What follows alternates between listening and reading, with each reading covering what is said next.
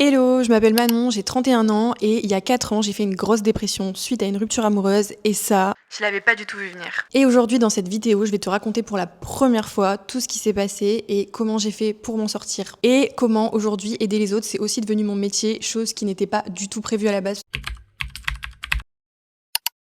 Avant de commencer à te raconter, je voudrais te dire aussi que je n'ai pas du tout honte d'en parler. Pourquoi je devrais m'en cacher d'ailleurs? Quelque chose qui est complètement derrière moi, qui est une force maintenant parce que je suis devenue la personne que je suis devenue aussi grâce à cette expérience. Donc comment ça s'est passé? Je me suis mise dans une relation qui ne me convenait pas et je m'en suis rendu compte un peu tard. Pourquoi?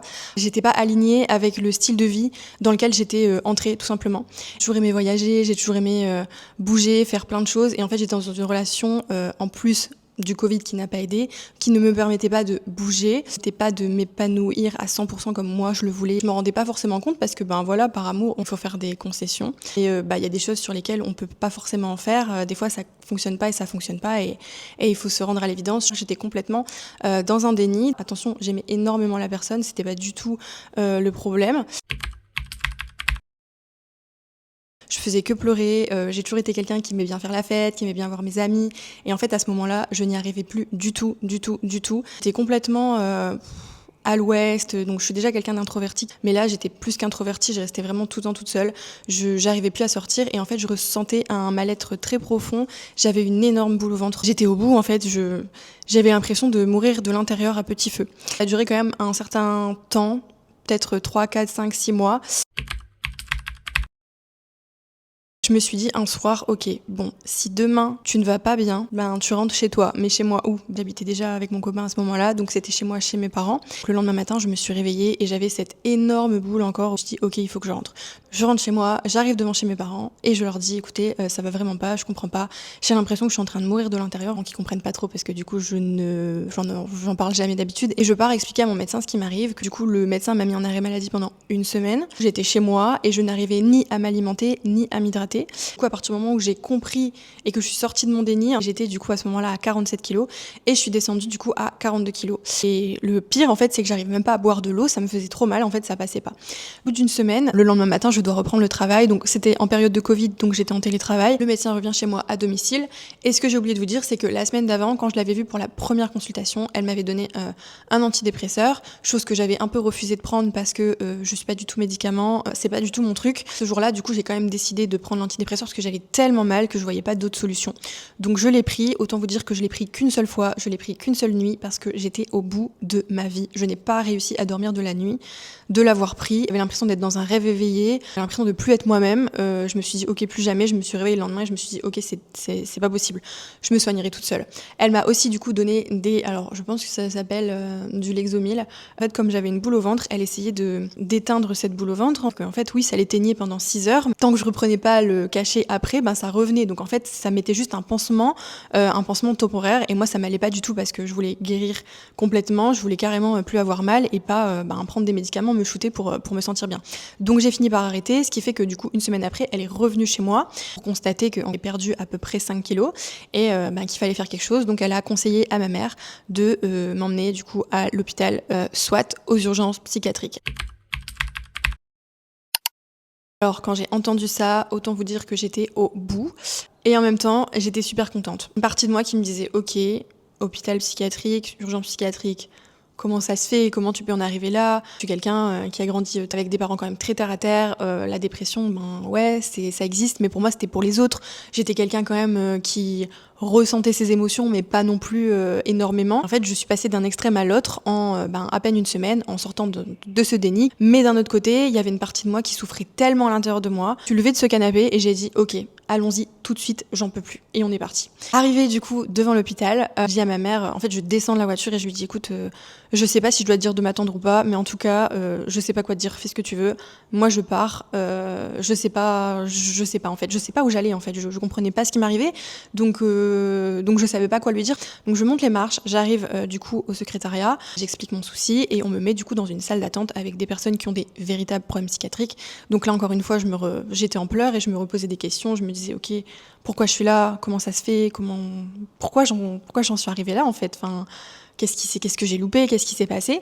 J'avais même des personnes autour de moi qui parlaient de doses de médicaments qu'ils avaient pris la veille pour se shooter. Du coup, vient mon tour, je passe devant un infirmier qui me dit tout de suite, écoute Manon, qu'est-ce qui va pas?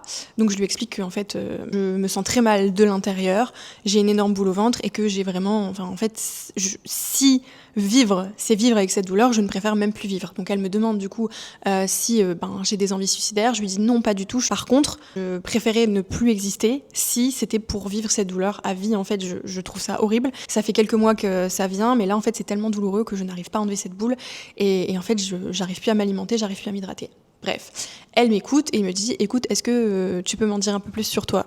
Moi, étant dans un déni, je ne comprends absolument pas qu'est-ce qu'elle veut que je lui dise sur moi. Du coup, je sais pas trop quoi lui dire. Je lui dis, non, j'ai l'impression que tout va bien dans ma vie, je comprends pas. Finalement, je me mets à parler. Donc, elle ne me coupe pas jusqu'à ce que je m'arrête, en fait. Et au moment où je m'arrête, elle laisse un bon silence et me dit, écoute, est-ce que tu sais de quoi tu as parlé depuis le début de cet entretien? Et je lui dis, je réfléchis. Et en fait, je me rends compte que j'ai parlé de moi et de ma relation, de comment j'étais avant et comment je suis maintenant, de cette relation et de tout ce qui me convient pas dans cette relation. Il y a plein de choses, hein. Ce n'est pas du tout que par rapport au fait que je pouvais pas voyager, etc. Il y avait plein de choses qui rentraient en compte. Je sors de ce rendez-vous, je suis complètement soulagée parce que j'ai enfin parlé, j'ai enfin vidé mon sac et j'ai l'impression d'avoir enfin compris et d'être sortie de ce déni. Finalement, ce n'est pas du tout, je suis pas du tout retournée à une vie normale comme je pensais. J'avais sûrement attendu trop de temps pour soigner les choses qu'il n'y avait pas. Toutes les choses se sont compliquées par la suite. Donc je suis bien restée chez mes parents, j'ai bien dit à la personne avec qui j'étais que ce n'était pas possible. Donc ça a mis du temps, ça a mis plusieurs mois parce que même moi, j'étais pas dans le déni, mais je me suis dit, mais en fait tout va pouvoir repartir maintenant que j'ai compris les choses qui n'allaient pas, etc. Alors que pas du tout. En fait, j'ai commencé un énorme suivi pour essayer de comprendre du coup qu'est-ce que j'avais loupé, comment j'avais loupé ça, pourquoi. Enfin en fait, je suis rentrée vraiment dans les parts de moi les plus profondes et dans mes parts d'ombre en fait que je ne connaissais pas parce que autant dire qu'on est composés tous de la moitié de lumière disons et la moitié d'ombre et qu'on aime bien regarder juste notre lumière parce qu'on est dans une société où montrer ses parts d'ombre c'est un acte de faiblesse et c'est ce que je pensais aussi. C'est pour ça aussi que j'allais très mal parce qu'en fait à force d'être restée que dans ma lumière et de pas avoir su on va dire assumer mes parts d'ombre, j'ai fini par être dans un état complètement critique et là il m'a fallu du coup j'ai mis 2-3 ans dans la relation à pas être bien, forcément il m'a fallu 2 ans pour en sortir on va dire. Donc de là a commencé un véritable suivi du coup où j'allais voir un psychologue une fois par semaine de mon voulu parce que ça me soulageait.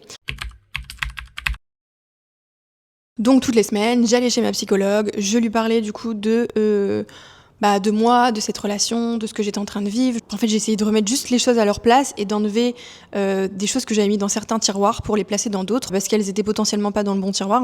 On en est venu à creuser énormément sur mon passé, sur ma famille, tout ce que j'avais vécu, ce qui m'a aussi énormément aidé à avancer. Et j'ai commencé cette thérapie. En parallèle, il m'arrivait d'avoir encore des hauts et des bas, genre quand même très intenses parce que je sortais quand même d'une grosse dépression. Et un jour, j'ai une copine qui me dit, écoute, moi je vais voir une thérapeute qui est kinésiologue, donc j'écoute, mais moi j'étais quelqu'un de très terre à terre à l'époque, je ne connaissais pas tout ce qui était énergétique, médecine chinoise, enfin des choses comme ça. Pas du tout grandi et élevé avec des personnes qui étaient ouvertes à ces choses-là, donc je l'étais pas du tout non plus. J'avais quand même cette boule au ventre qui revenait à longueur de temps. Donc je me suis dit, bon, je le mets dans un coin de ma tête, mais on verra. Je revenais quand même voir mon amie pas mal de fois pour me confier, et un jour elle me dit, écoute Manon, franchement, moi je sais pas trop quoi faire pour toi parce que je te conseille des choses, mais tu les fais pas et tu les mets pas en place, donc qu'est-ce que tu veux que je fasse de plus? Ça m'a fait un petit déclic dans ma tête et je me suis dit, ok, un peu par ego, je me suis dit, ok, je vais aller la voir son médecin, comme ça, elle pourra pas me dire que je vais pas me soigner. Donc je me rends chez ce médecin et qui me dit écoute, raconte-moi pourquoi t'es là. Donc je lui explique tout ce qui s'est passé et là voilà à me dire viens sur ma table, on va travailler sur ça. Et là elle commence à me parler, elle touche mon corps, elle me parle. Enfin en fait je pensais qu'elle me parlait et en fait elle parlait à mon corps. Donc moi je lui réponds avec ma voix. Elle me dit non, je parle à ton corps.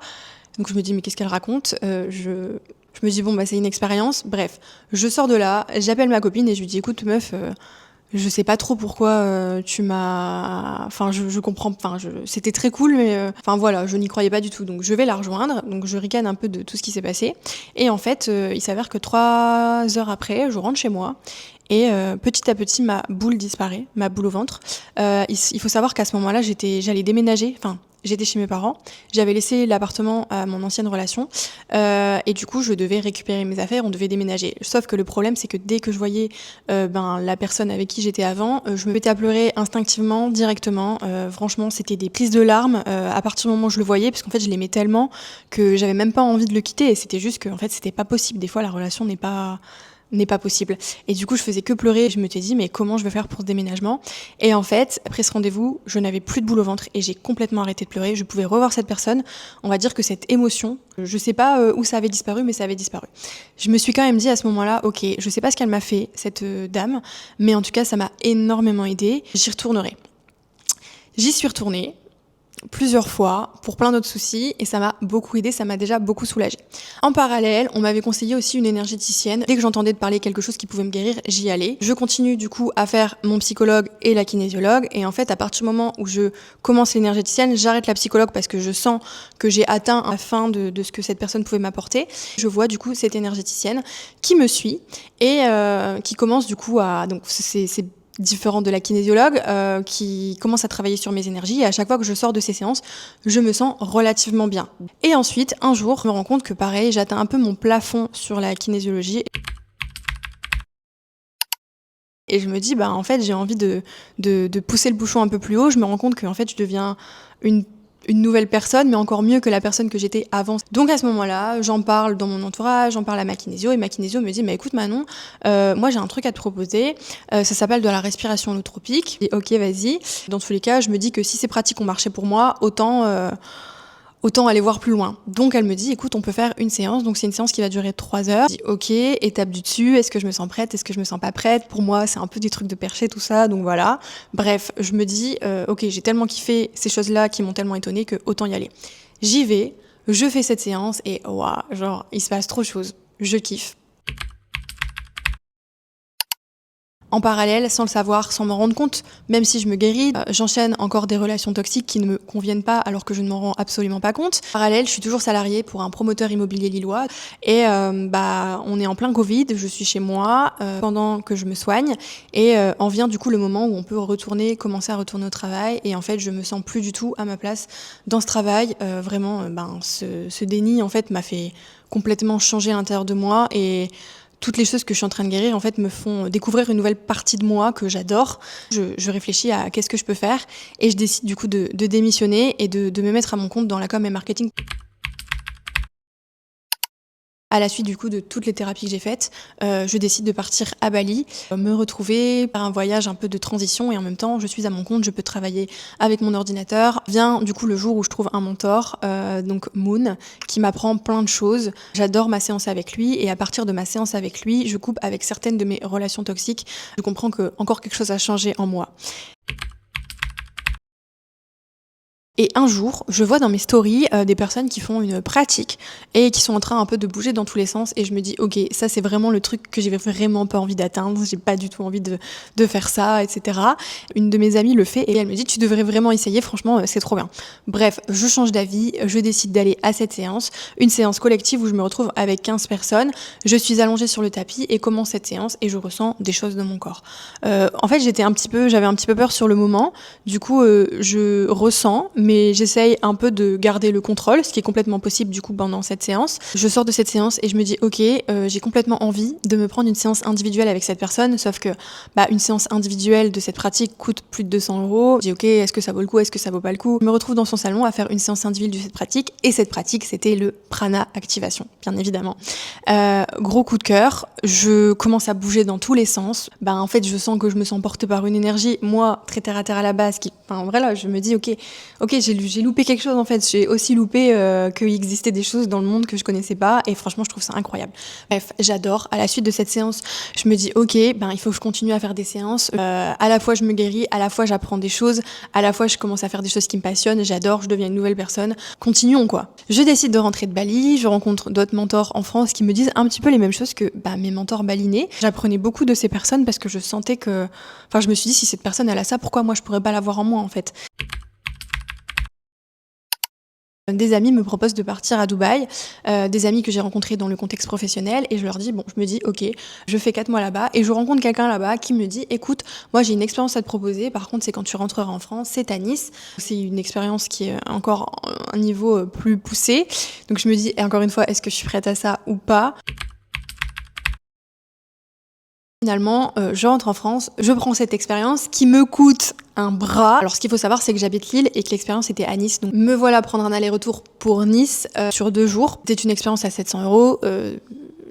C'est la première fois que je faisais un truc aussi poussé. Je me suis dit, ok, c'est le dernier truc que j'ai envie de faire et si ça peut m'apporter plein de choses comme ça m'avait déjà apporté et de toute façon j'avais déjà eu le retour sur investissement de tout ce que j'avais eu avant, je me suis dit, allez, allons-y. Cette expérience, je me vois un peu faire quelque chose avec mes mains. Je me vois en fait un peu faire cette pratique, donc le prana activation. Je ne sais pas si c'était sur les autres ou sur moi, mais à ce moment-là, je me dis, ok, en fait, il faut que je me forme à ça pour moi. J'adore, en fait, ça me passionne et autant aller dans un truc qui me passionne. Je me rends compte que ma facilitatrice à Bali vient en France pour faire des formations. Je pars faire cette formation. Je fais 9 séances de ma pratique, donc le prana activation. 9 séances, donc alors déjà autant vous dire qu'une séance, ça fait énormément d'effets. Donc 9 séances, ça en fait fois 9. J'en avais jamais fait plus d'une à la suite. Et ce qu'il faut savoir aussi, c'est que si on devient facilitatrice de la pratique, il faut forcément avoir manié cette pratique et il faut forcément l'avoir vécu, ressenti, d'où les 9 séances. Et ça nous sert aussi à nous purger nous pour pouvoir aider les autres. Et dans cette formation, à l'inverse de l'expérience que j'avais fait juste avant où je me voyais faire cette pratique pour moi, je me vois faire cette pratique pour les autres. Et je me dis, ok, c'est bon, c'est comme ça que je me lance. Et du coup, c'est comme ça que je vais rembourser ma formation. Bref, je rentre de ma formation. Je prends le temps de m'en remettre et je commence à pratiquer sur mes amis qui adorent la pratique, qui sont hyper curieux. Je le fais sur plein de personnes. Limite, je commence à me rendre compte qu'en fait, faire des séances, je ne vois même pas le temps passer. C'est tellement passionnel que j'ai l'impression que c'est pas mon travail. Je prends goût. Bref, je lance mes séances. Ce que je vais faire, c'est que dans un autre épisode, je vais vous raconter comment ça s'est passé à partir du moment où j'ai lancé mes séances jusqu'à un an après, c'est-à-dire aujourd'hui, comment ça s'est déroulé. Mais du coup, je commence mes séances rémunérées, en collectif, en individuel, en ligne et en présentiel, et je me rends compte que je préfère les séances individuelles parce que les personnes travaillent plus en profondeur, on peut plus échanger, plus discuter. Je me rends compte que si les personnes elles veulent du résultat, il faut partir sur des séances individuelles. Moi, je me sentais de moins en moins alignée à faire des séances collectives parce que je me rendais compte que les personnes qui faisaient des séances collectives, elles avaient pas envie d'évoluer plus que ça, de pousser la chose comme moi j'ai poussé la chose dans tout mon chemin. J'avais vraiment envie d'accompagner des personnes hyper motivées à atteindre des choses d'elles, des parts d'elles qu'elles connaissaient pas et qu'elle débloque comme moi quand j'ai débloqué de tout ce que j'avais fait. Et du coup, je lance mes accompagnements qui marchent aussi très très bien. Je reprends tout ce que j'ai vu depuis le début du coup de cette dépression. Je donne énormément de valeur sur tout ce que j'ai appris avec mes mentors, mes pratiques, toute la conscience que j'ai mis là-dessus et du coup des séances de prana activation. Aujourd'hui, je me sens trop bien, je suis hyper épanouie, je suis trop contente du chemin que j'ai parcouru et de toutes les expériences que j'ai faites. Je trouve qu'elles ont toutes été plus complémentaires les unes que les autres. Bien évidemment, moi, j'ai eu un coup de cœur. J'ai appris plein de choses, j'ai eu plein de prises de conscience. Pareil, ça, je vous le partagerai dans une prochaine vidéo. Finalement, je dis merci à tout ce qui m'est arrivé. Je dis merci à cette dépression, tout ça, pour m'avoir permis d'avoir cette vie ici aujourd'hui. Parce que je suis sûre que si j'étais pas passée par là, j'aurais pas vécu ces choses-là. Si je m'étais pas guérie, j'ai fait ça sur 1 à 2 ans. Pour moi, au début, c'était pas normal de payer mes soins parce que j'avais l'habitude depuis petite de rien payer, que tout était remboursé. J'allais tellement mal que j'ai pas eu le choix. Et ce qui s'est passé, c'est que finalement, mon budget sortie, soirée, etc. est devenu mon budget pour prendre soin de moi et ça a complètement changé ma vie. Bien évidemment, je sors toujours de manière saine, je fais toujours la fête, je m'amuse, je voyage, je rencontre plein de gens, j'apprends des gens. Mais si j'avais pas investi autant sur moi, on serait pas là où j'en suis aujourd'hui. Bref, je pense qu'en 2 ans, 3 ans, autant vous dire que j'ai dépensé toutes mes économies là-dedans, mes retours sur investissement, parce que ça m'a apporté tellement de choses. Voilà, merci beaucoup de m'avoir écouté dans cette vidéo. Dans la prochaine vidéo, je vais vous expliquer à partir du moment où j'ai commencé ma pratique jusqu'à où j'en suis aujourd'hui. Du coup, ça fait 1 an. Et qu'est-ce qui s'est réellement passé, comment ça a fonctionné, comment j'ai pu aider et comment j'ai réussi du coup à lancer ma passion en entreprise.